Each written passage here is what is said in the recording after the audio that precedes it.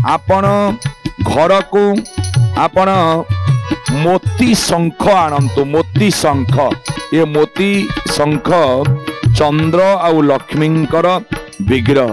यही मोती शंख को शुक्ल पक्ष बुधवार दिन आपण आणंतु निज घर को। गुरुवार दिन ताकू आपण पूजा करंतु लक्ष्मी नृसिंह मंत्र रे। आको गंगा जले धोई दियंतु न हलदी जले धोई दियंतु मोती शंख को। ताकू आपण आनी तादरे चंदन सिंदूर देई आपण लक्ष्मी नृसिंह मंत्र रे ताको पूजा करंतु। मोती शंख को पूजा करी आपण ठाकुरंक घरे एई मोती शंख भितरे अक्षत पुरे दियंतु। जो चाउल क्षत होइनते अरुआ चाउल जोटी क्षत खंडिया होइनते मोती शंख रे पुरे मोती शंख को आपण स्टैंड रखंतु। मोती शंख स्टैंड रखंतु। देखिबे आपणकर मोती शंख को प्रत्येक दिन आपण दर्शन करी केवल जानतु।